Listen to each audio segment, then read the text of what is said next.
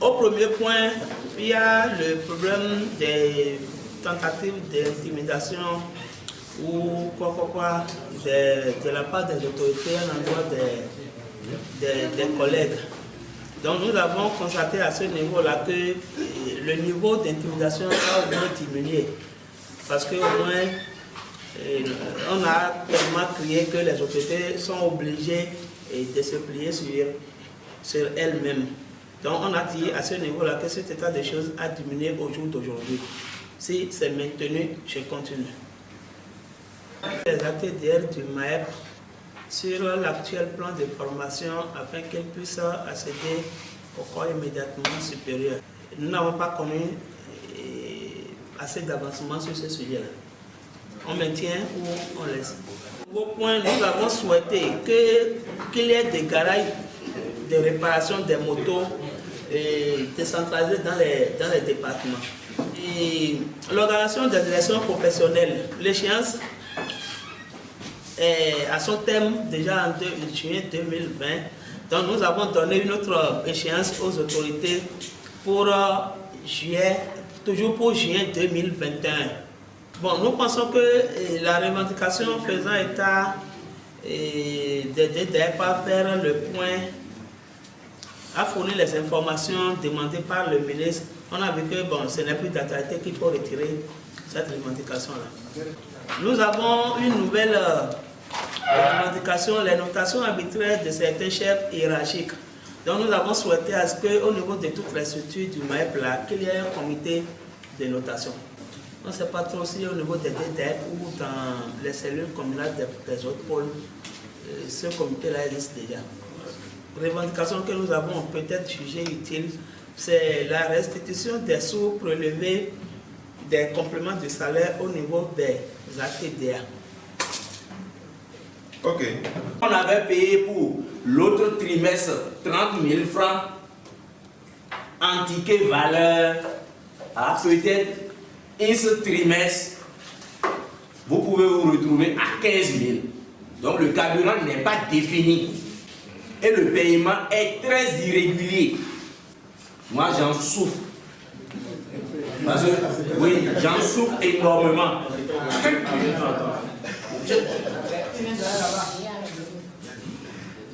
Donc, faisons quelque chose pour que ceux de la DANA, DPV, DE, DPS, DLPA, etc.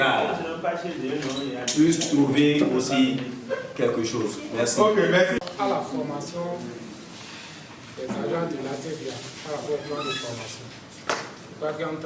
Ils avaient dit que c'était les agences qui allaient s'occuper de la formation de l'agence. Maintenant, par rapport à ça, vous connaissez les ATVA. Nous, les AP qui sont sous eux là, on n'a pas la tête comme ça. Maintenant, on voudrait demander quelle action la Sénation peut mener pour que quand même on force un peu la main à ces gens-là, parce que ce n'est pas facile, pour qu'ils puissent vraiment ouvrir la main et donner des trucs comme ça. Deuxième chose, c'est par rapport à la disponibilité de la convention collective. Là. Bon, je ne sais pas si, peut-être j'étais distrait, je ne sais pas s'ils ont parlé de ça au niveau de la présentation. Et la troisième préoccupation,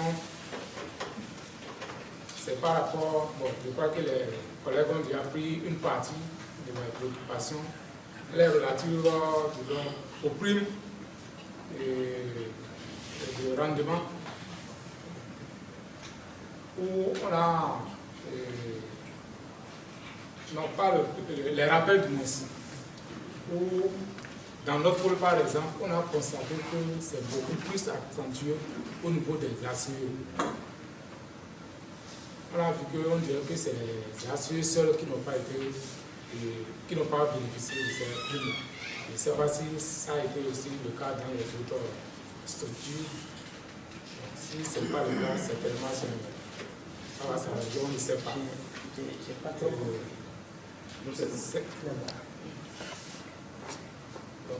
C'est bon? Oui, c'est bon. Merci beaucoup. Et il a demandé à ce que des actions soient menées dans ce sens.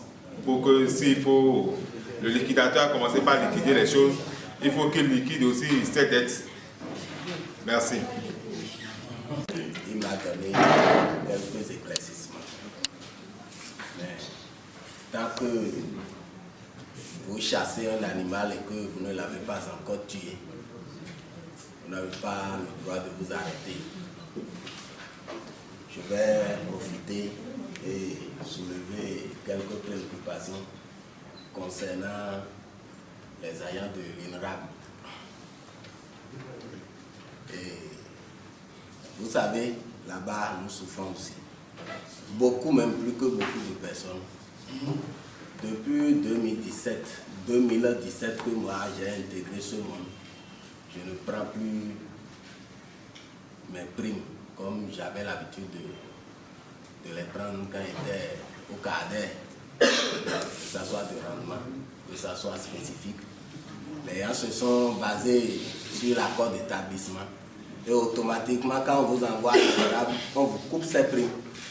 Alors que là-bas, bon, ce n'est pas ce que nous pensons. Soyons sincères les amis. S'il faut quelque chose, il va falloir que nous le fassions. Parce que les APE, que ce soit APE, que ce soit ACE, qui ont quitté le MAEP, bon, l'une des structures du MAEP, que ce soit CADES, CADER, ATDA, TDAP, pour rejoindre l'INRAB, n'ont plus droit à ces primes. Moi, je vois que c'est de l'injustice. Souvent, quand je lis sur les réseaux sociaux, je m'excuse, hein, où les collègues des ATDA ont dit que les choses sont déjà positionnées, où les amis je regarde, je ne finis même pas de lire le message avant de continuer mon chemin. Okay. Donc, c'est vous dire que quand bien même on met de côté ce monde APE, ACE, et quand on vient dans l'INRAB même là, les primes qui sont prévues dans l'accord d'établissement, nous ne les avons jamais jusqu'à ce jour. Chers amis, je me suis déjà rapproché du SIG. Lui-même, il connaît bien ce que nous vivons parce qu'il est dans le monde avec nous. Okay. Merci beaucoup. Merci. La première préoccupation, ça concerne. La première préoccupation concerne l'augmentation des frais de vulgarisation des pièces. Ce qui se faisait au temps des cadets, ou avec la TDA maintenant, c'est statu quo. Ça se fait dans ce pôle. La seconde préoccupation, ça concerne les avancements, dit-on automatiques. Parce que moi-même qui parle ici, je suis un témoin. Et jusqu'à présent, je suis encore à B1 4. Oui, la fiche est là. Donc, je demanderai au groupe chargé de prendre en compte ça. Merci. Vous parlez fort. Nous réclamons les primes de risque et la revalorisation à la fonction MAEP. Point. J'avais évoqué 2 points de revendication, notamment le paiement des arriérés du fonds RNA. Dans la Tapora, jusqu'à ce jour, les fonds ne sont pas encore payés. La seconde revendication, ça concerne l'augmentation en carburant. Les collaborateurs et chefs de division n'ont pas connu une augmentation. On aurait souhaité que le SINACA fasse quelque chose. Merci. Merci. Que nous avons les collègues en 2007 qui ont problème. Je connais au moins 2 cas. Un, lui, c'est l'heure de recensement de 2009. On ne sait pas ce qui s'est passé. Il n'a pas vite soumis ses dossiers. Jusque-là, il n'a pas de salaire. Même si aujourd'hui il ne va pas au service, on ne va pas la vouloir. Il l'a fait jusqu'à un moment donné. il allait jusqu'à présent, je pense qu'il continue d'aller. Il ne vit que sur le carburant et ce qui arrive comme ça. Il y a un autre, c'est un directeur qui a écrit contre lui. Et ils ont coupé le salaire. Donc ça fait 2 cas. Peut-être qu'il y en a d'autres, je ne sais pas. Ça, c'est le premier cas. Le second cas, c'est par rapport aux assurés. On ne sait pas, tel que quelqu'un l'a dit, il semble que les assurés ont eu tort d'être assurés. Parce qu'ils n'ont pas vu l'évolution dans leur carrière. Ils n'ont pas vu. Et pour avancement, là, depuis 2000, je pense que c'est 2017, il n'a plus eu d'avancement. C'est récemment qu'on vient de voir qu'il y a eu avancement et qu'il y a eu évolution d'échelon depuis 2019. Mais c'est le 8 septembre que ça a été signé. Nous crions, qu'on n'a pas vu, depuis 2019, on devrait déjà changer de grade, on ne l'a pas vu. Et on n'a même pas senti ça au niveau de nos salaires. Pourquoi dire, ah, c'est fait, mais c'est à cause de ci, à cause de ça. Non seulement ça, en temps, ils avaient parlé des rappels automatiques. Mais j'ai constaté que ceux qui ont cru au rappel automatique là, ont eu tort, qui fait partie. Parce que moi j'ai eu mes rappels en février 2016. Ça veut dire que c'est avant l'avènement du gouvernement de Talon. Je suis en train de partir. Je n'ai rien bénéficié du gouvernement de Talon. Je ne peux pas mentir. Ni au niveau des salaires, ni au niveau des rappels, ni au niveau d'autres choses. On ne sait pas si là c'est peut-être comme moi, mais je suis la seule. Vraiment, il faut revoir ça. Salaire de 2007. J'ai été avancé, on ne m'a pas payé l'indice réel jusqu'à aujourd'hui. Et à des moments donnés, je suis frustré quand je suis au travail, ça me vient en tête, ça ne me donne aucune envie de faire le travail. Je dis, mais je vis pourquoi? Ce qu'on achète à 5 francs aujourd'hui ne sera plus vendu à 5 francs demain. Pourquoi ne pas payer les gens au fur et à mesure qu'ils évoluent dans leur carrière? Et on attend, peut-être après, quand l'intéressé sera à la retraite ou quoi, on ne sait pas. Bon, ça c'est le premier point. Le deuxième point, je reviens au premier point.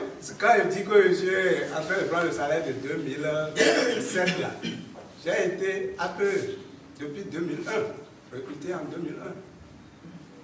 En 2001. Donc quand je fais l'analyse, ça veut dire que je suis seulement en C1 4, alors que j'ai le C1 7. On n'a pas payé le 5, le 6, ni le 7. J'ai droit des promotions qui ne sont pas encore sorties jusqu'à présent.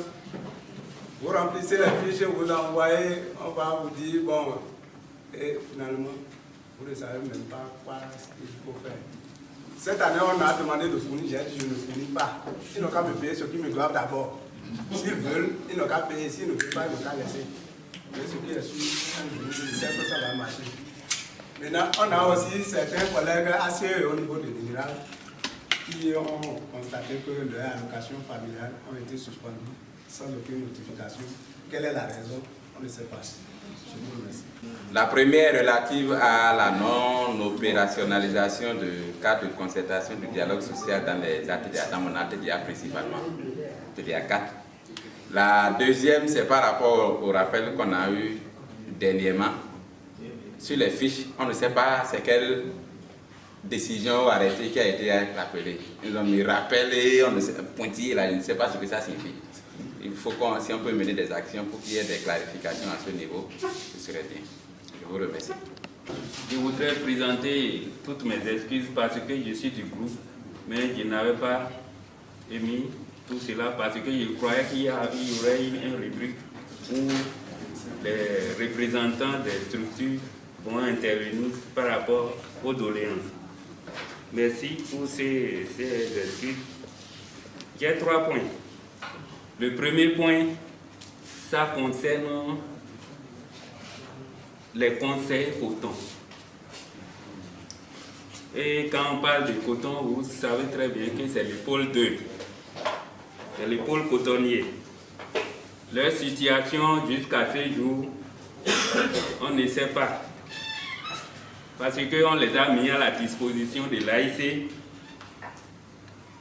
Ces conseillers font le même travail que les agents AIC. Ils ont des coopératives qu'ils gèrent, qu'ils dirigent. Mais jusqu'à ce jour, je fais partie. Jusqu'à ce jour, ils sont marginalisés. Excusez-moi de vous éclairer un peu, monsieur le SG. Ils sont là, ils n'ont pas de moto. Ils ne traînent que leur bâcher de 2011. Si je peux appeler ça ainsi, les 404 de 2011. C'est ça qu'ils traînent. Certains n'ont même plus.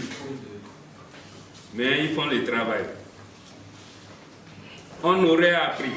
Sinon, il y a un complément de carburant pour ces conseillers-là.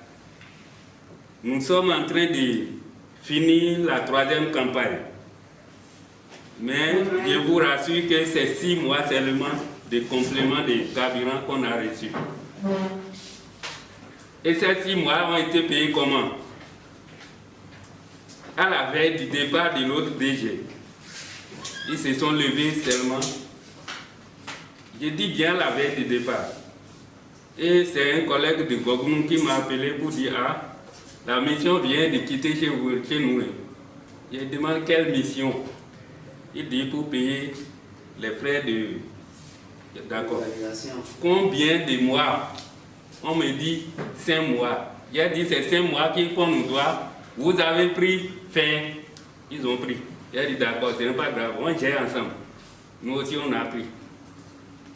Après octobre 2019, le mois qui suivait là, ils sont venus pour nous payer 1 mois. Donc voilà les 6 mois payés. Jusqu'à ce jour, on n'a plus. Et il faut dire que la première campagne, on n'avait rien eu. Bon, j'étais à une rencontre. J'avais eu la chance d'accompagner notre DP, le DP de l'ATDA, M. Olivier de Montanguer. J'étais en face du DG, où le DG nous faisait comprendre que l'AIC signait des conventions. Mais depuis novembre dernier, novembre 2019, elle n'a plus signé la convention. Donc, qu'ils attendent que l'AIC signe ces conventions. Bon, je ne serai pas trop loin. Juste là, on attend que ça soit signé, mais ce n'est pas encore signé.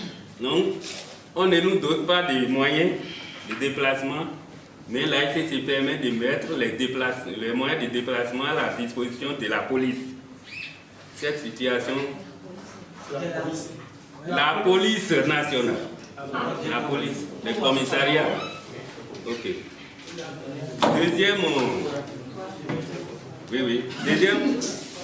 Deuxième préoccupation, et nous avons remarqué dans le Nord, surtout au niveau de mon pôle, de ma cellule, que souvent pour aller au soutien aux camarades, c'est tout comme on sélectionne pour le faire.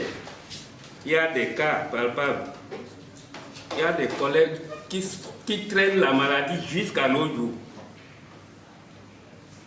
Mais c'est quand certains, surtout si c'est les gens du Sud, si c'est le cas là, on publie ça dans les forums. Pourquoi j'ai tenu à ce point? Parce que j'ai négocié, sinon j'ai lutté qu'on paie les cotisations mensuelles. Mais voilà ce qu'ils m'ont avancé comme raison. Bon, je ne vais pas trop durer sur ce point. Le troisième point, c'est toujours par rapport à ce que les doyens, la douane, ils ont déjà parlé. Problème de reclassement. il y a une collègue qui est reclassée en A, mais il est toujours agent de terrain, elle est toujours agent de terrain. On ne l'a pas trouvé de place à la direction. Pardon? Donc, il y a des cas.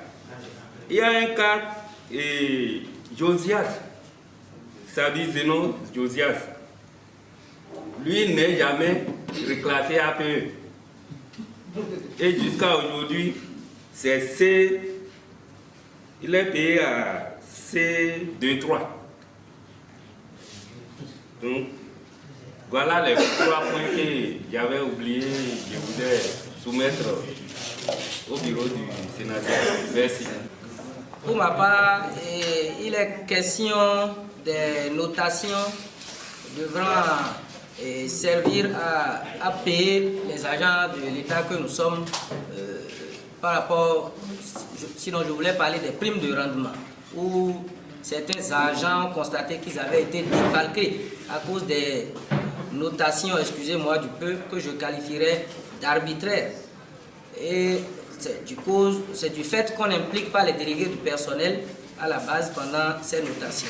Donc nous voudrions vraiment que le SINACEA nous aide à lutter beaucoup contre ce mal qui s'en va de pire en pire. Merci. Il y a une défalcation qui se fait dans notre pôle concernant les conseils sur les frais de vulgarisation. Les frais de vulgarisation qui s'élèvent à 40 000, les conseils sont payés à 30 000 et les tiers sont à 40 000. On ne sait pas ce pourquoi les 10 000 là, où est-ce que les 10 000 là vont, on ne sait pas. Donc, si vous pouvez chercher à voir la source où ces 10 000 là vont, ça nous fera plaisir. Merci. Il y a beaucoup de points évoqués qui en réalité ne sont pas dans des problèmes. C'est juste donc un déficit d'information. Et j'ai compris que c'est lié au fait que non seulement les gens ne lisent pas, et s'ils doivent lire, c'est quand on vient annoncer les événements donc, de paiement des primes, là, ils lisent ça très bien. Là, je suis conscient. Et personne ne me dira le contraire. Merci. Donc, si les gens lisaient, il y a beaucoup de questions qui ne seraient pas posées. Puisque beaucoup de points ont été déjà vidés depuis. Cependant, du moment où les gens ont posé donc des problèmes, et moi je ne les excuse pas de leur paresse donc, à lire, je vais être sévère avec eux, je ne les excuse pas du tout. Et je les invite pour que donc les travaux, les informations fournies par le nouveau bureau qui sera installé, qu'ils puissent véritablement donc ne pas se comporter comme ils se sont comportés envers nous, notre bureau.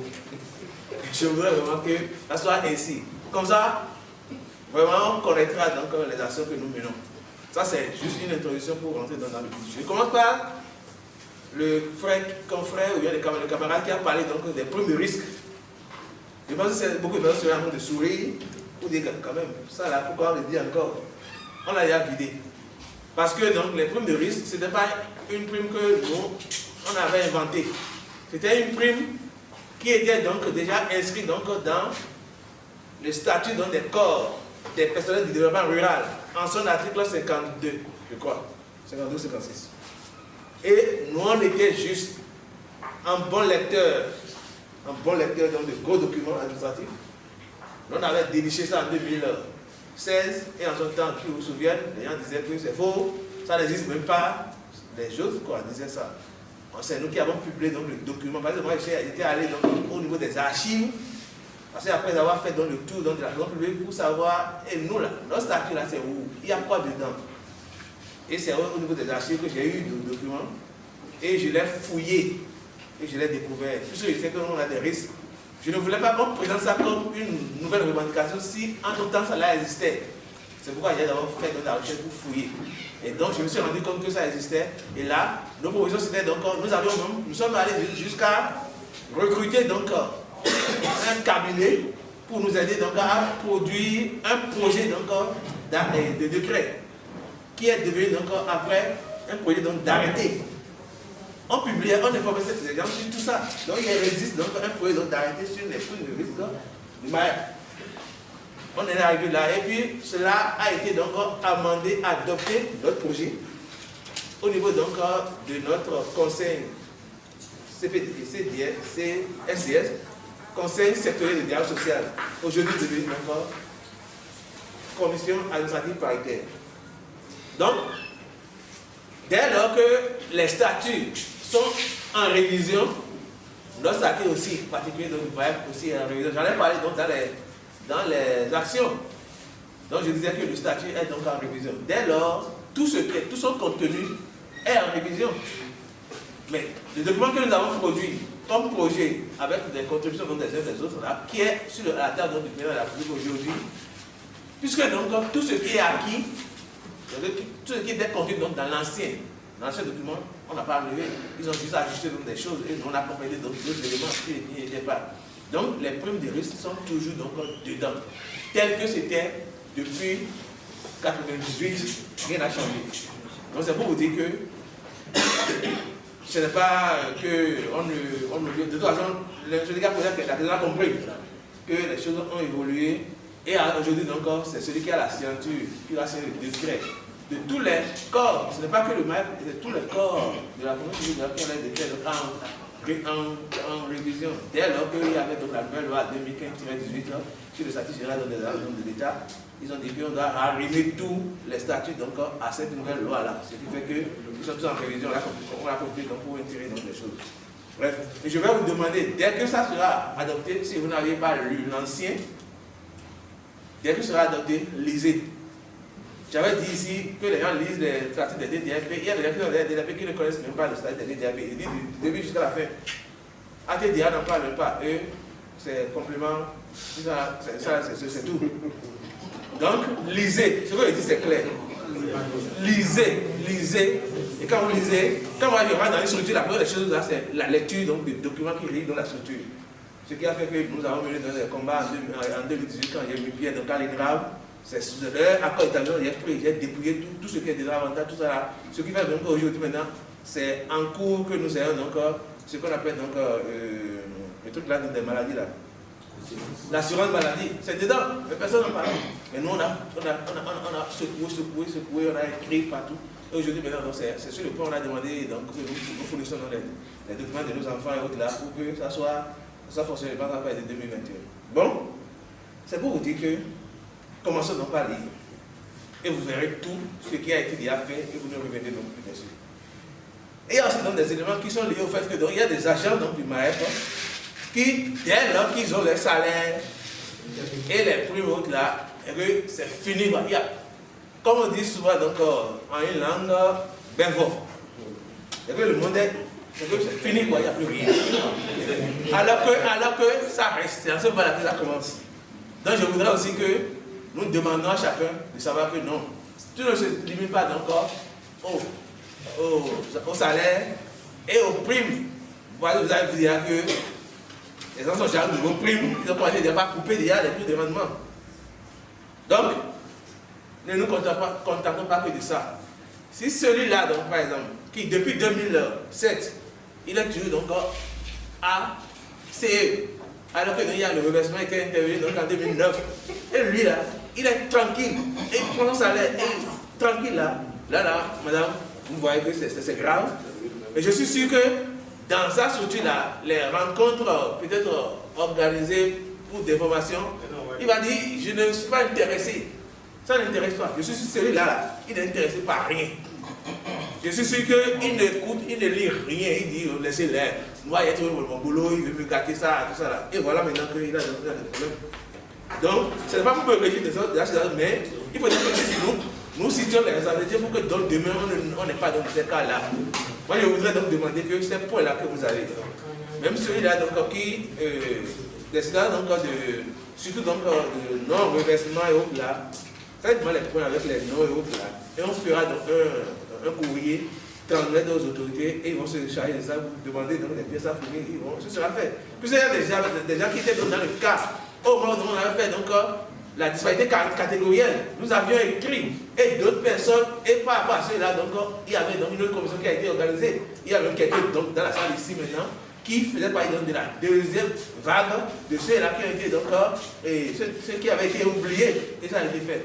Et donc, dès lors que vous n'avez pas l'information, quand vous pouvez écrire, vous pouvez demander qu'on puisse quand même régler les cas. Donc, faites donc les points et les noms, les prénoms, les numéros de matricule, donc les suites dans lesquels ils sont, pour que nous transmettions donc une correspondance. Je ne dis pas nous, pour que la nouvelle équipe, sinon on est dans l'équipe. Transmettre encore, c'est que les correspondances dans son sens là, pour qu'on puisse revenir sur les situations. Maintenant, et quand, par exemple, Mme Ramatou dit qu'ils ne prennent plus de salaire, là, vous êtes sûr? Moi, le jour où je gratte mon salaire, puis on a dit aujourd'hui que depuis hier, les gens conçu déjà leur portable. Non, mais lui là, il n'a même pas espoir que son portable va sonner, va vibrer au son donc d'une banque. Voilà. Et pourtant, il vit, il doit avoir une femme. Il doit avoir un mari, des enfants. Ouais, le gars là, celui-là, il est riche. Il est suffisamment riche pour que vraiment madame vous posez son cas ici. Mais néanmoins, nous allons jouer dans notre rôle. Que les gens comprennent que il n'y a pas quelqu'un qui est là, il doit faire donc les chats, et puis l'autre va s'asseoir dans son bureau pour dire voilà. Et là, des gens comme ça, vous avez des gens qui se plaignent vite. Qu'est-ce que vous me faites, syndicat? Et moi, là, depuis maintenant, je suis toujours dans le non reversé. Là. Parce qu'on va venir dans sa maison comme les agents censés dans de RNA ou bien donc de l'institut de la statistique là, pour aller recenser des problèmes dans sa maison, pour aller il doit chasser donc là où on résout les problèmes pour pouvoir vraiment les poser. Les gens qui ont posé donc les problèmes, le cas donc de l'AIC, vraiment, je suis dans une déception totale. Et je vais le dire clairement. Il est parti, il est sorti de la salle. Il est là. Écoute-moi très bien. En 2018, quand les gens étaient affectés donc, au niveau donc, des ATDA, le problème encore, ce problème a été posé donc, à l'ATDA Pôle 4, l'ATDA Pôle 2. J'avais dit aux collègues, vous êtes agents donc, de BAEP. Tu sais donc, les ATDA étant même des structures donc, autonomes, aujourd'hui, vous êtes assistant de mise à disposition. Vous êtes toujours donc agent de l'État. C'est d'ailleurs pour ça que vous prenez donc les primes du rendement et les primes donc spécifiques. Et préparez-vous déjà. Dès que donc, la convention collective sera signée, si les démarches que nous sommes en train de faire pour libérer donc, les agents des structures autonomes dont leur structure ne leur paye pas ces primes-là et pourtant leur a coupé, c'est-à-dire dans l'INRAP et autres structures, si ça n'aboutit pas la même situation qu'ils ont vécue, vous vivrez. Ce n'est pas évident que quand la convention collective sera signée là, automatiquement le mois qui suit là, on va pas vous donner tous les avantages qu'ils ont dessus. Dès lors qu'ils ont déjà dit que les ATDA doivent être des structures qui doivent générer donc, des ressources, je ne sais comment, pour pouvoir donc, prendre en compte donc, le personnel. Donc dès lors, ils vont aussi vous couper. Ne dites pas que le syndicat n'a fait rien pour qu'on ne coupe pas. Puisque donc, quand une structure autonome, c'est une structure qui doit prendre en charge donc, toutes ces dépenses sur donc, les subventions qu'il a, mais avec le temps, il doit être autonome, autonomie financière et de gestion tout. Donc les gens déjà se préparent psychologiquement pour ne pas tomber en syncope, comme on le dit. Et il y aura même que on puisse peut-être donc vouloir aussi vous, on puisse vouloir vous détacher. Si tant est qu'il veut vous maintenir donc, au niveau de la TDA, parce que vous avez lu la deuxième génération donc, du système national de conseil agricole, je me demande si les gens l'ont lu. Je me rappelle que nous avions publié donc, sur les forums en son temps. Je suis sûr que c'est tellement long que les gens le lisent. Dommage. Allez le lire. Et en son temps, vous ne serez pas surpris non plus des décisions qui seront prises. Parce que quand on connaît, on est plus surpris. Et pour connaître, il faut aller dans le livre là où ça se trouve. Je vous invite donc à le faire. Donc, je ferme la parenthèse là pour dire que on avait demandé en son temps aux agents d'ATDA 4 et ATDA 2, choisissez donc votre structure. Puis c'est à son temps même, les coordonnateurs de AIC et que gérer les agents de l'État. Oui, il y a, bien sûr, les gérer. Et c'est qu'ils se subordonnaient donc à eux. J'ai dit, mais ça c'est quoi ça? Je leur ai dit, choisissez. Et nous, on ne va pas aller nous plaindre à votre place, vous êtes grands. C'est les petits avantages que les gens cherchent simplement, qui font qu'ils se laissent donc berner donc, par ces gens-là. Là, c'est donc privé. Vous êtes dans le nom de l'État, c'est-à-dire que public. Qu'est-ce que vous allez foutre avec eux? Vous dites seulement que non. Pourtant, ils vont prendre en charge dès lors que vous avez ouvert cette voie-là. Je me rappelle ce que le ministre a dit, le ministre de l'Agriculture a dit, je pense le 10 juin, quand il avait réuni les gens dans une salle donc, à Paracourt ici, pour parler donc, de la création donc, de l'Institut de recherche sur le coton. Il disait que les gens donc, de l'ATDA qui s'occupent du coton seront mis à disposition ou bien détachés donc, vers l'AIC. Vous ne le savez pas. Et c'est au choix. Qu'est-ce que vous avez à foutre donc, à vous accrocher donc, au coton? À cause des pentiums? Non. Accrochez-vous donc, vous êtes des conseillers, il y a autre chose. Personne ne va vous dire qu'il y a tellement de trucs là qu'ils font. Si vous dites, vous n'avez pas resté donc au pôle 2, allez dans l'autre pôle, il y a des pôles qui ont besoin du personnel aussi, pour aller donc exercer. Mais si vous pouvez vous accepter rester donc là, et aussi donc être subordonné donc à l'AIC, ça vous avez choisi, parce que vous voyez, au pôle 2, celui qui est responsable donc du programme coton, vous savez que donc il était donc à Sodeco, et c'est lui qui a tué donc un œil donc de Sodeco chez vous. Ou bien. Et là, dès lors, vous devez comprendre ce que je ne veux pas dire trop. Vous suivez mon regard simplement. Et vous devez chercher donc à être vraiment responsable. Vous avez un nom de l'État, vous commencez à chercher donc des arriérés chez un institut privé. Qu'est-ce qui se passe? Vous travaillez pour eux. Qu'est-ce que vous avez?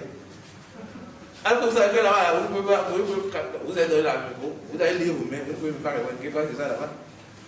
Vous perdez ce que vous perdez. C'est ça. À moins que, c'est juste donc des compliments vous donnent, on croise les bras pour que vous puissiez en jouir, parce que c'est nous qui travaillons dans le pays, puis les gens prennent de l'autre côté, puis on vous donne une partie, prenez-le. Mais ne vous subordonnez pas dans quelque chose là. Prenez vos responsabilités pour ne plus parler donc des arriérés du temps, d'arrêt de telles choses. Non. Puisque donc aucun syndicat, étant donné que donc l'AIC n'est pas une chose encore du MAEP, nous ne pouvons pas aller donc vers l'AIC pour lui parler. Pour lui parler donc de quoi? Ce n'est que donc ceux avec qui donc il est en relation, les individus, qui peuvent donc leur poser leurs problèmes. C'est ça. Donc ça là, donc, je pense que le collègue m'a bien suivi. Il faudrait que donc l'ensemble de ceux-là dans le cas, vous puissiez donc vous réunir pour réfléchir donc, sur vraiment comment vous allez faire par la suite. De toute façon, si vous continuez donc pas le faire, ne vous plaignez plus de rien. Nulle part. Sinon, ce n'est pas responsable. Maintenant, par rapport à la réduction donc, des frais de vulgarisation seuls, frais de vulgarisation au niveau donc, du pôle 2. En 2019, il y avait une décision donc, qui est prise donc, par le ministère, ce qui a été appliqué donc, au niveau donc, de l'ATDA 4, où ils avaient suspendu donc, les ATDR, le paiement donc, de leur complément même, de quelque chose donc, de l'ATDA. L'ATDA a été suspendu. Exactement. A été suspendu au moins. Tout le monde sait l'image que nous avions fait pour que ça soit rétabli. Mais au niveau donc, du pôle 3, qu'est-ce qui s'est passé? Pôle 2, pardon. Pôle 2, qu'est-ce qui s'est passé? C'était donc l'SGM qui était là, M. Toko. Et au moment où cette décision a été. Ce n'est pas une décision qui est prise. Le ministre a évoqué seulement donc, lors d'une réunion, d'une rencontre. Et comme pour anticiper cette DG, on pose des associations, chacun veut faire pour montrer que lui met en exécution l'ordre de l'autorité. Et c'est après que l'autorité a encore revu sa décision. Et ils sont obligés de se raviser, puisque nous avions écrit à gauche, à droite, et vraiment le DG, avec le temps, a pu comme corriger lui à son niveau. Mais pas au niveau de. Lui n'avait pas diminué, mais il avait coupé catégoriquement parce qu'on a dit qu'il n'y a pas eu de 2020 normalement, non? Oui, que vous ne serez plus donc, au niveau donc, des ATDA. Les ATDR ne seront plus au niveau donc, des ATDA. Donc lui, il a pris la décision et puis il a coupé. Puis il n'a pas fait un budget de 2020 tenant compte donc, de leur présence. Et il a coupé de façon objective. Et finalement, il est obligé donc de faire des coupes sur d'autres lignes pour pouvoir vraiment régler ce problème-là. Au niveau donc de pôle 2, le DG, l'autre DG, il avait demandé, parce que donc, il faudrait que les délégués de aussi donc soient honnêtes. Parce que lui là, il voulait donc aussi donc appliquer ça. Mais il dit, au lieu donc de le faire, il vaut mieux que, en fait, je diminue simplement donc les compléments qu'on leur donne, et pour que donc au moins il y ait une différence entre donc leurs compléments et le complément donc, de ceux qui normalement selon eux devraient être donc, au niveau des ATDA, c'est-à-dire que les techniciens qui doivent nommer. Et donc au lieu donc d'augmenter 5 000 francs que les gens ont fait ailleurs, lui là préféré donc diminuer pour les ATDR pour que donc la différence donc, de montant soit observée, de 10 000 soit observée. C'est ça qui est fait partout, 10 000 de différence partout. Je pense que je ne me trompe pas. Hein. Donc, lui là, au lieu d'augmenter 5 000 de vulgarisation, l'autre là, il a juste diminué 10 000 francs pour les autres, pour ne pas avoir trop à réfléchir. Mais en ce temps, il n'était pas contre, parce qu'il savait, ces agents savaient qu'ils étaient menacés donc de quitter. Mais parmi eux, il y a des gens qui préfèrent prendre ça en ce temps que d'aller donc peut-être dans une DAP pour ne rien prendre. Ils n'ont qu'à être honnêtes de ça de quoi ils sont en train de parler. Mais nous, en ce temps, nous n'avons jamais, nous ne voulons même, nous ne pouvons pas revendiquer pour dire, donner leur. Parce que si on disait ça, ils allaient donc effectivement donc les sortir.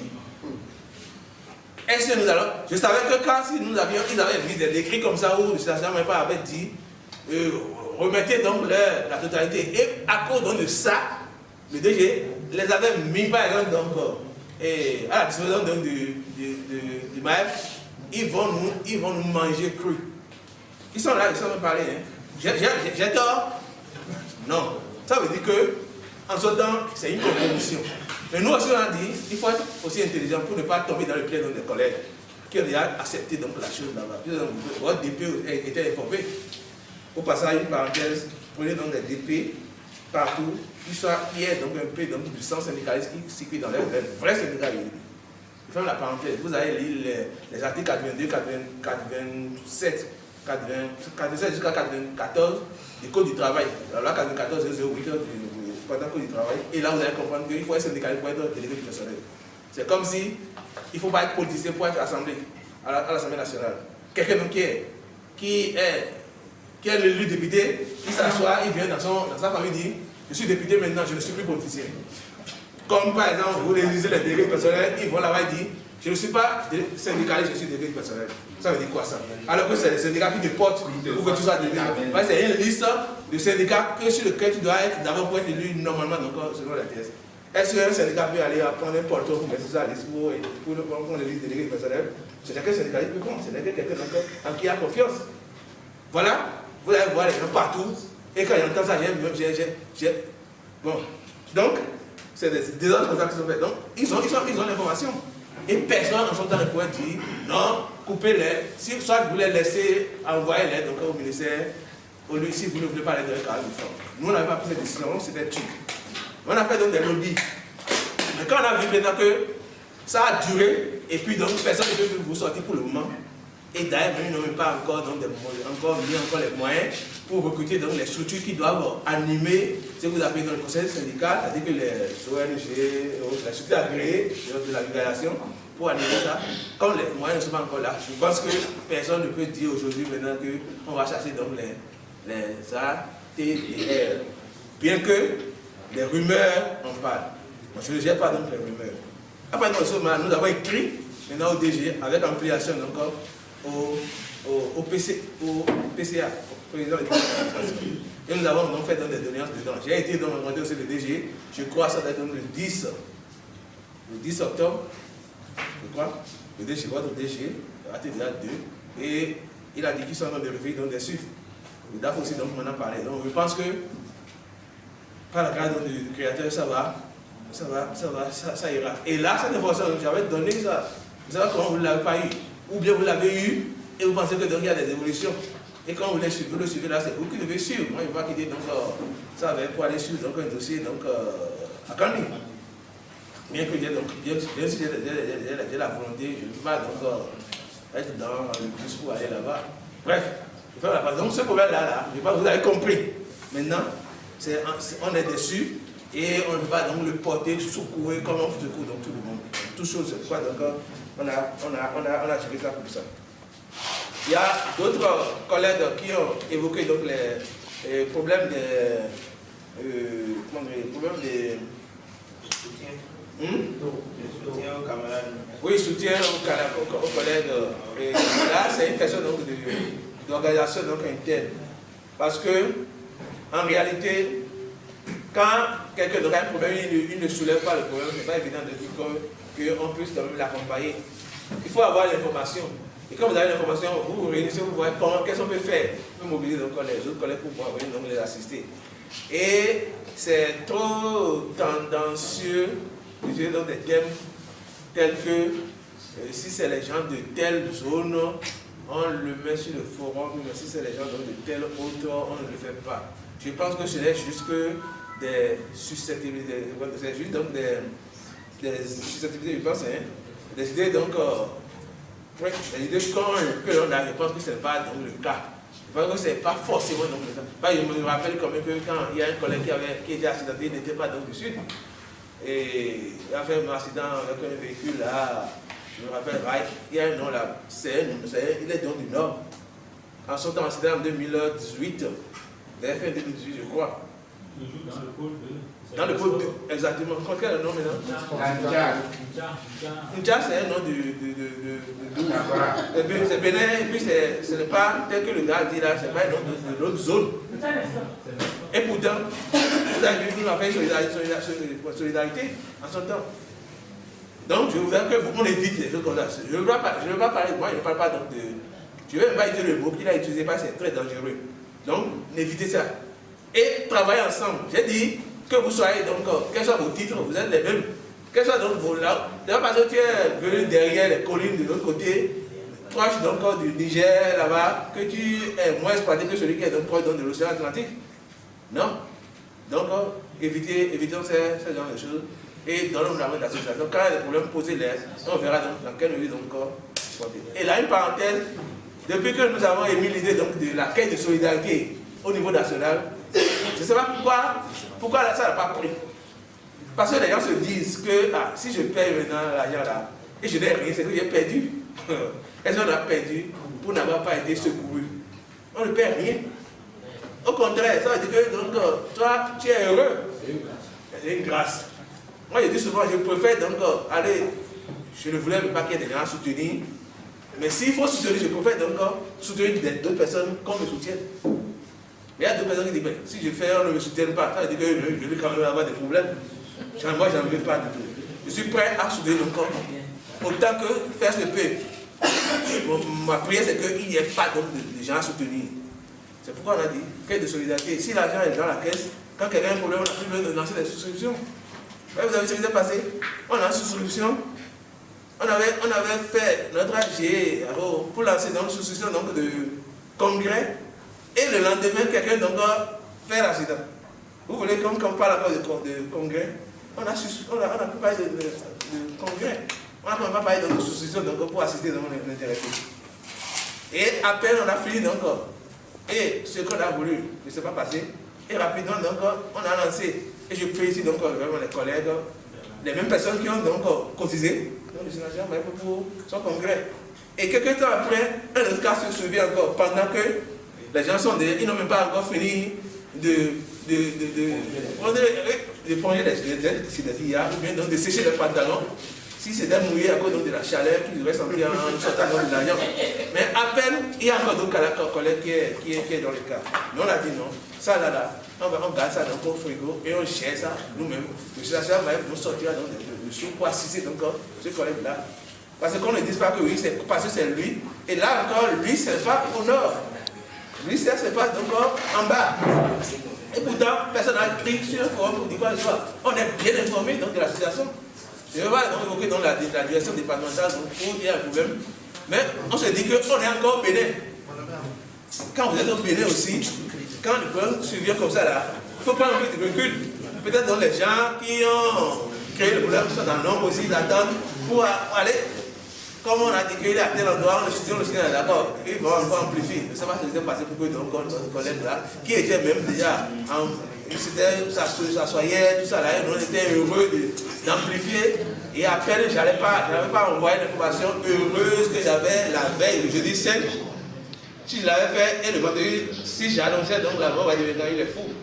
Il dit que la personne parle, la personne est joyeuse, puis le lendemain, il dit qu'il est mort. Heureusement, quelqu'un me dit attends d'abord, ne publie pas ça. Et le matin, on m'appelle pour me dire vraiment, il nous a lâchés. Donc, voilà un peu. Donc, il faudrait quand même que donc, cette solidarité-là, donc, il y ait que nous oublions les problèmes que nous avons dans notre tête là. Non, rien n'est comme ça. Ce n'est pas faire de notre région, donner de la baie d'association, et puis donc on va avancer. Bref, je pense que c'est d'ailleurs pour ça que je voudrais que le nouveau bureau qui sera installé, que les gens prennent des responsabilités. Parce qu'il y a depuis hier, nous avons encore des rôles à jouer.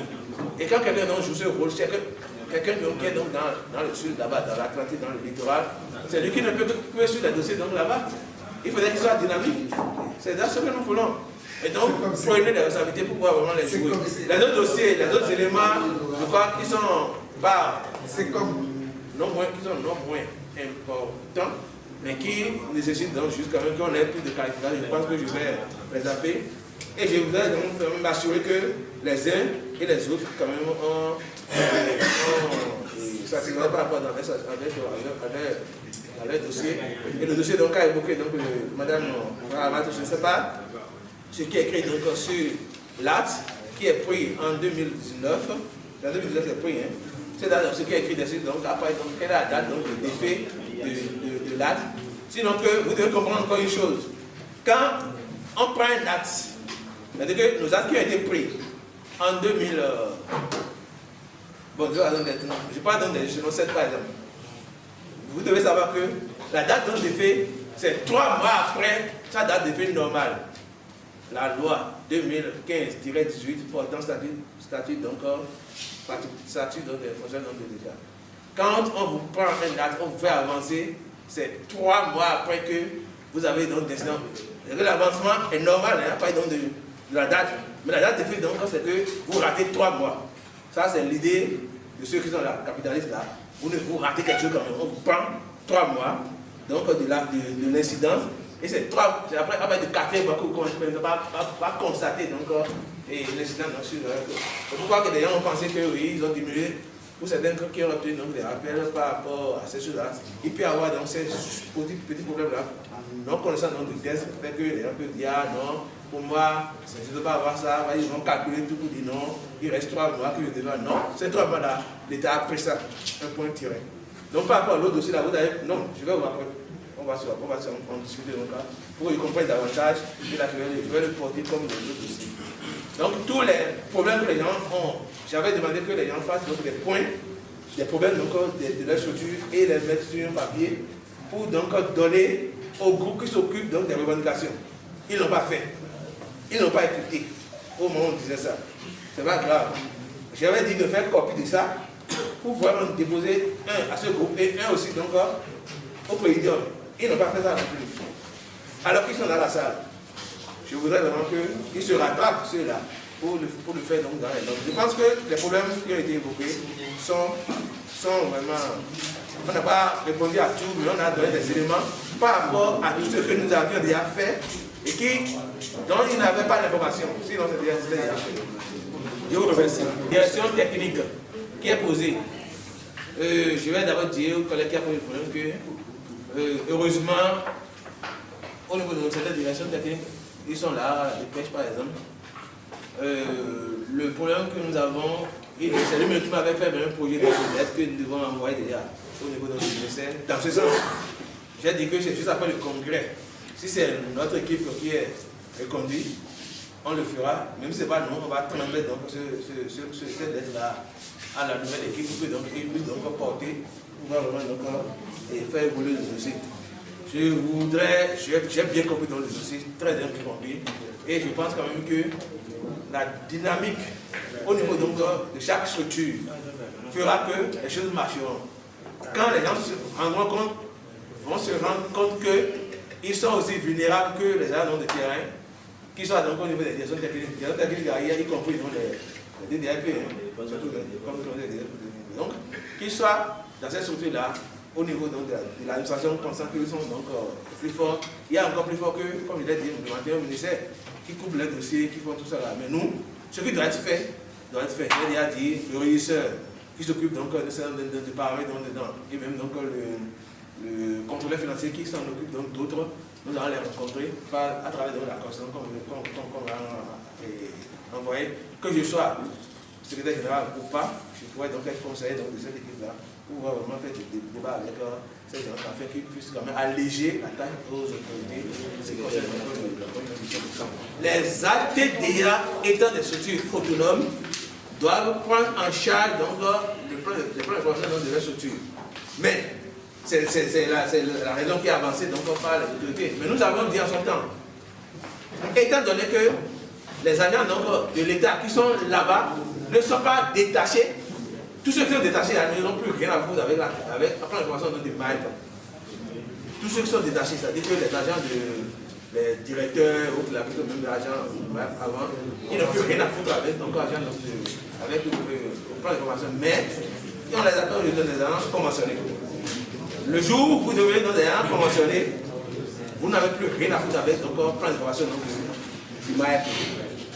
C'est ce qu'il faut comprendre.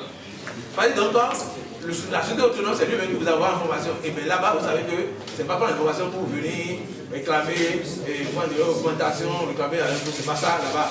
Là-bas, c'est pour que tu puisses acquérir des compétences pour utiliser ton profit de la structure. Donc, jusqu'à aujourd'hui, moi j'ai toujours dit aux autorités, et les arguments qu'ils ont donnés sont des arguments probants. On l'a dit, on a même demandé, ils demandent une dérogation à la personne publique pour pouvoir vraiment envoyer dans les agents. Et ce n'est pas tout le monde qui dira, parce que même si on autorise la TDA, tout le monde n'ira pas en formation. Donc, un certain nombre de personnes, pour qu'ils aillent donc, si ce n'est pas l'information, n'a pas de dérogation, parce qu'ils sont toujours agents de l'État. Ils avaient dit qu'ils vont enclencher le processus avec leur homologue de la finance publique. Mais jusqu'à maintenant, rien n'est fait. Mais c'est pour dire aussi que même le plan d'information des agents de l'État, les gens du Maïf, en général, a du plomb dans l'aile. Et nous avons parlé, nous avons publié notre dessus. Les gens n'ont pas lu ça. Et c'est avec peine maintenant qu'ils veulent encore répéter ce qu'on avait déjà dit par rapport à ce dossier. Et par rapport à ce dossier, sachez qu'il y a le ministère de la Finance publique qui a commandité donc, un audit sur les plans de formation de tous les ministères. Et le médiateur a écrit à notre ministère. Le ministère parle plus de 2 fois. Vous voyez, il y a quand même ces actions qui sont menées, il faut qu'on fasse ressortir ça. Si vous le permettez, il y a encore une autre action. Ce que Sinacea Maët a décroché au niveau des banques, où le taux d'intérêt est revu à la baisse. BOA, quand BOA vous emprunte de l'argent, BOA vous prend 12% de ce qu'il vous emprunte comme intérêt. Mais grâce à l'effort de Sinacea, c'est 10% pour les agents du Maët. Si tu es au Maët maintenant, et si tu fais un prêt, pas les prêts de scolarité. Les prêts de scolarité sont déjà à 8%. Si tu fais un prêt à moyen terme, au lieu de te prendre 10%, 12%, on te prend 10%. Vous voyez, par rapport à ce tâche, bon, normalement, Sinacea Maët, pour moi, devrait vulgariser ça. Pour qu'auprès de chaque collègue, qu'on soit informé et qu'on bénéficie de ça. Pratiquement, beaucoup de collègues sont en situation de prêt à la BOA. Maintenant, pour les quelques-uns qui bénéficient de cet avantage-là, il faut qu'ils relaient ça pour que ceux qui n'ont pas cette information arrivent à comprendre comment ils sont arrivés à bénéficier de ça. Bref, il y a beaucoup d'actions que Sinacea fait, mais du fait que nous-mêmes, on n'arrive pas à vulgariser, ou bien nos bureaux n'arrivent pas à vulgariser, c'est comme si rien n'est fait. Je vous remercie. Tout le monde ne se trouve pas dans le forum Sinacea. Oui, la belle preuve, moi, je ne suis pas dedans. Donc tout ce qu'on a vulgarisé, on a envoyé sur le forum Sinacea. Dans le passé, on avait Sinacea à Takora Donga, qui ne vit plus. Qui ne vit plus. Donc, nous, on est sous-informés. Donc c'était par rapport à ça que je voulais intervenir. Ça fait partie des points à revoir. Parlant toujours des actions qu'on peut mener pour la visibilité de notre syndicat, nous pouvons aussi entre autres penser à d'autres activités.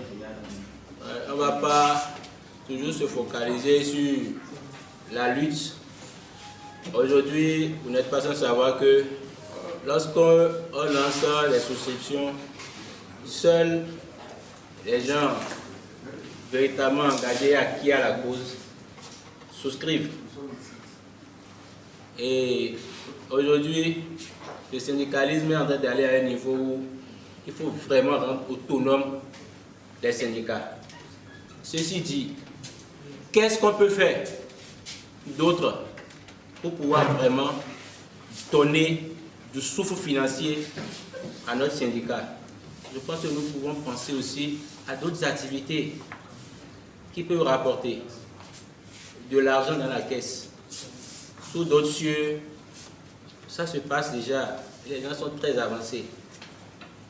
Aujourd'hui, c'est vrai que les rentrées de sous ne se font pas encore comme cela se doit. Aujourd'hui, on a vu la TG nous a présenté le point de la trésorerie.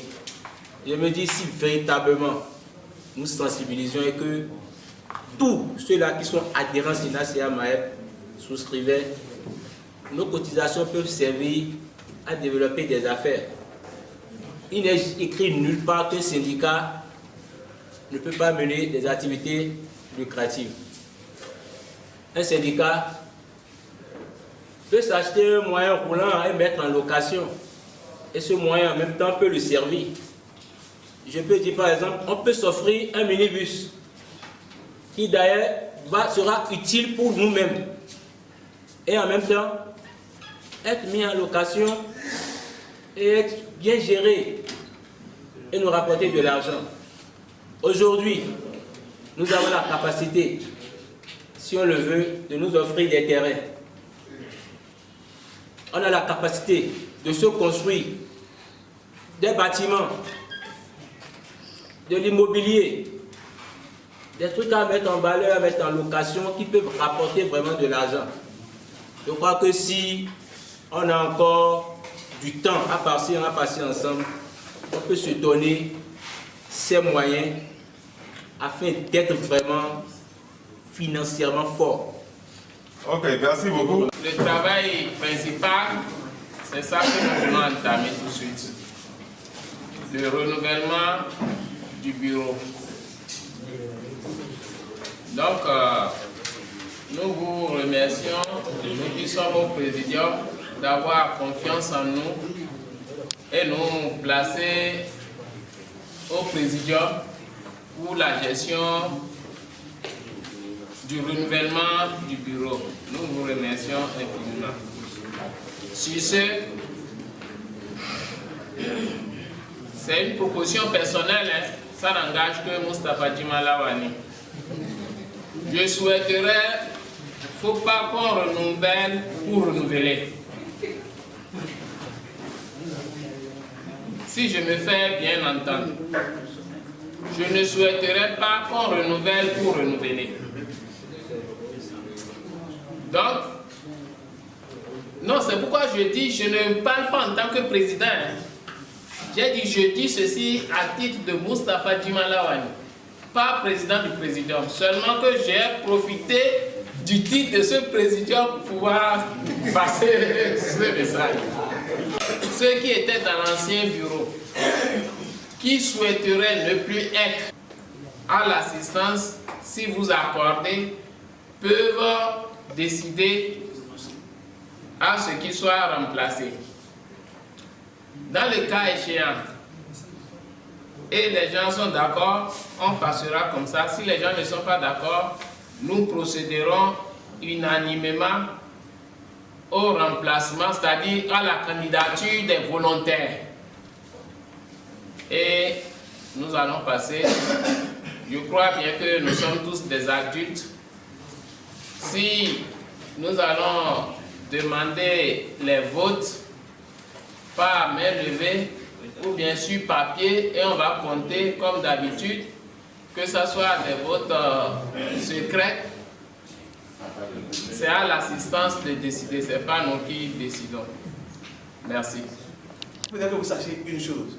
J'ai comme l'impression que vous faites ça, les gens sont comme fatigués. Vous savez, je savais, si on avait fait ça là, le reste là, on n'aurait pas fait. Si on avait fait le président d'affaires dans le bureau là, depuis là, il y a beaucoup de collègues qui sont déjà partis pour aller faire donc leur vie. Je suis sûr. Et alors que vous savez maintenant que les travaux qui ont été faits sont des travaux sérieux. C'est un vrai congrès, ce n'est pas amusement. J'en suis fier. Et les gens ont pu parler, ils se sont prononcés. Et maintenant, chacun quitte ici, maintenant, il connaît donc ce qui se passe ici ou là. Et quelles choses nous devons prendre pour améliorer les choses. Dès que donc, le président prend la parole, la première des choses, c'est d'aller dans les caisses pour lire quelles sont les conditions même pour être membre dans le bureau. Pourquoi j'ai dit ça? Parce que l'une des conditions, c'est que c'est quelqu'un qui paye régulièrement dans cette cotisation. Régulièrement cette cotisation. L'une des conditions. Et il y a dans des postes où c'est des gens qui ont un certain nombre de qualités, probité, tout ça. Il y a tout ça dans le test. Mais elles sont mais les tests en parenthèse, vous commencez donc par agir, je crois que ce n'est pas comme ça. Parce que si vous ne le faites pas comme ça, j'imagine déjà comment vous allez mettre en place donc, les coordinations départementales, comment vous allez mettre en place donc, les sections et autres là, et ce ne sera pas fonctionnel non plus après. Est-ce que vous me suivez? Quelqu'un qui sait que lui, en tant que membre d'un bureau, il doit obéir, il doit honorer donc à ses engagements avant même d'aller vers les gens. Il y a des gens qui ne payent pas la cotisation et qui se permettent d'aller vers les travailleurs pour demander. Vous pensez qu'il va donner? Il ne donnera pas. Et là, celui qui a fait une contribution pour le syndicat, c'est celui-là qui est le responsable. Donc, il y a donc des éléments sur lesquels donc, il faudrait quand même que chacun s'accorde. C'est des choses qui sont basiques. Et je crois que le mode que tout le monde a accepté permet quand même que, avec donc, les vérités que nous allons dire maintenant, qu'on évite ça. Mais je souhaiterais que, à l'avenir, quand on veut agir par rapport à quelque chose, donc qu'on se réfère au test. Et comme ça, on les quitte. Pour que demain, c'est nous-mêmes qui avons fait les tests, il faudrait qu'on les respecte. Au dernier moment, il y a eu donc des urgences. Il a rempli toutes les conditions pour être donc, au Congrès. Il y a des cas du genre donc, qui se présentent. Il a présenté lui aussi donc, ses excuses aux congressistes. Les deux cas que je connais. Le premier, donc, c'est le secrétaire général, pardon, le secrétaire administratif adjoint, M. Aranglais. Et Gislain, le secrétaire général adjoint, M. Zamenou André. C'est les deux qui vont présenter donc, des excuses. Donc, il y a aussi un membre du bureau qui, parce que quand je n'ai plus quelqu'un qui va, parce qu'on a raté 2 événements auxquels nous avons été conviés. Il y a une formation donc, le mercredi, j'ai lancé, personne ne pouvait partir. Alors que ceux qui venaient au congrès ne pouvaient pas partir parce que c'était le mardi. Donc, le jeudi on voyageait. Il faudrait qu'ils se préparent pour le voyage, donc le mercredi, on ne pouvait pas donc partir. Donc je n'ai plus trouvé personne pour participer donc, à cette formation-là. Le jeudi, on devait participer donc, à quelque chose donc, à la façon publique par rapport aux réalisations des heures dans l'administration publique. Personne n'a pu participer non plus au nom de CIAMAF. Donc l'autre là, je lui ai dit, fais tout pour nous représenter là-bas. Ça, il est aussi membre du bureau, c'est Daniel. Il a aussi rempli donc des conditions, je pense pour être donc au congrès. La sous-section a besoin d'un petit réglage. Et que nous sommes en train de faire, nous disons que nous sommes venus pour pouvoir régler nos problèmes là, notre linge, ça en famille. Si nous n'y parvenons pas, le nouveau bureau peut-être viendra en appui. Sur ce, je suis venu ici, tout se passe très bien. Il y aura une jeune dynamique lui-même, même si c'est des réunions assez vraies, ici suffira. Peut-être à ce niveau, il a bien entendu la dénomination du pose, ça y est des projets. Peut-être d'ici sous peu, celui-là va nous remplacer. Si on rentre, je pense que c'est après ceci, on va faire les sections et les sections départementales. Hein. Et là, on va voir comment le travail va continuer. Merci beaucoup. Secrétaire général, Sanjo S. Anissé.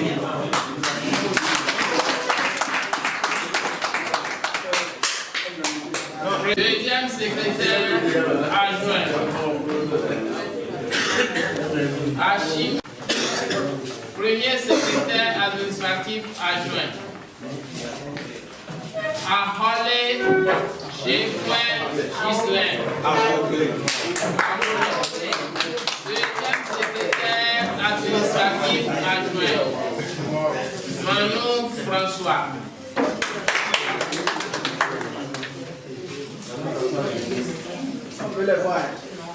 La trésorière générale, Adifeto Nickel. Premier trésorier adjoint, Robert.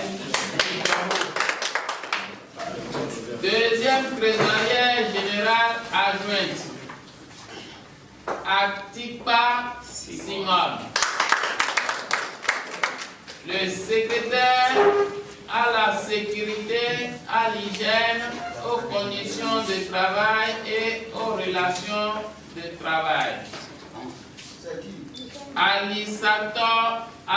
Paul. La secrétaire adjointe à la sécurité, à l'hygiène, aux conditions du travail et aux relations du travail, Abobo Kwebi,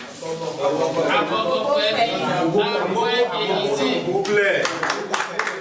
Le secrétaire adjoint chargé de la mobilisation et de l'organisation, Rufai Bataille. Le secrétaire chargé des relations extérieures et des projets, Mewenu Sélérin. Le secrétaire adjoint chargé des relations extérieures et des projets, Tamba Halilou. Financier, Bokeni B. Julien. Le secrétaire chargé des affaires sociales, de Souza Marjolaine Morin. À mort, merci. La première secrétaire adjointe chargée des affaires sociales, Draman Nadim.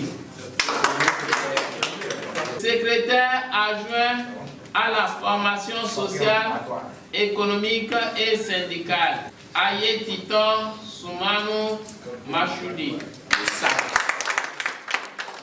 Le secrétaire chargé des affaires scientifiques, culturelles et sportives, Aboko Guillaume. Adoko Guillaume. La secrétaire adjointe chargée des affaires scientifiques, culturelles et sportives, Maman. Oui. Le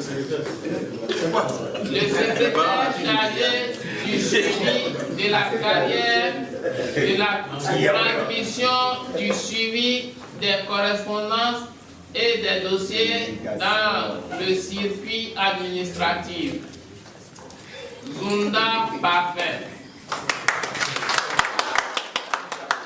Le secrétaire adjoint chargé du suivi de la carrière, de la transmission, du suivi des correspondances et des dossiers dans le circuit administratif.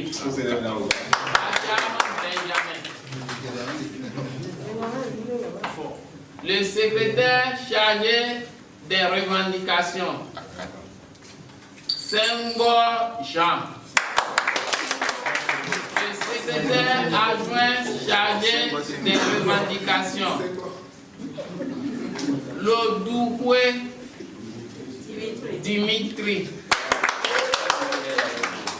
Le premier responsable de la cellule de communication et de publication de Sinacea Maël, Imoru.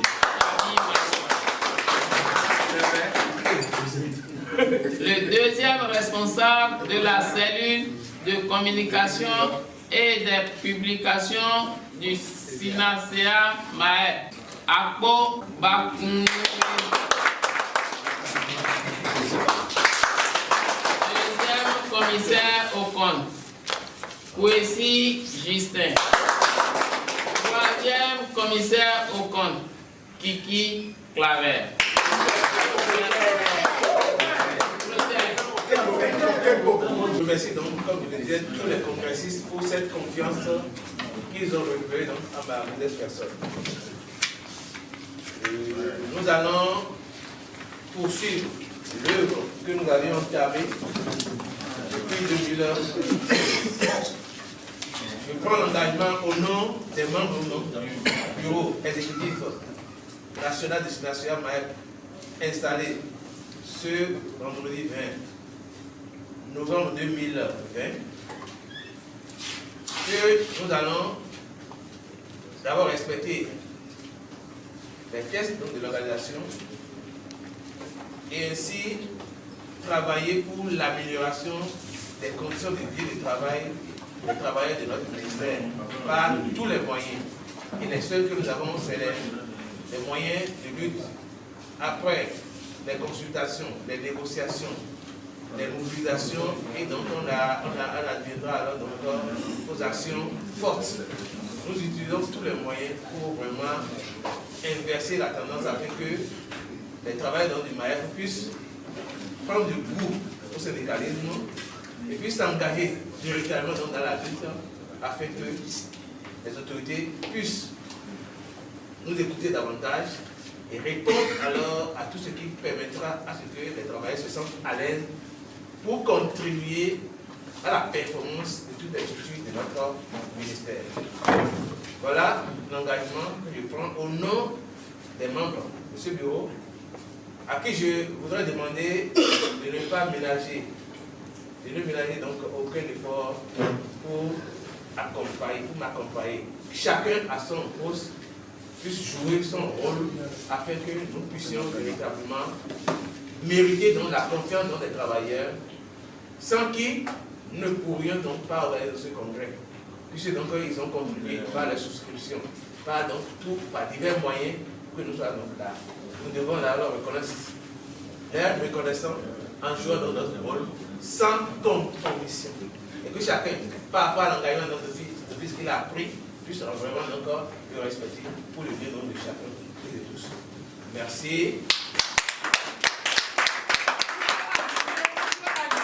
Même les retraités du Maroc. Merci. Donc je disais que nous travaillerons encore pour que chacun de nos travailleurs qui soit donc en activité, que la retraite puisse vraiment bénéficier vraiment des fruits de leur labeur, puisqu'ils ont servi dans la nation au niveau du secteur de l'agriculture.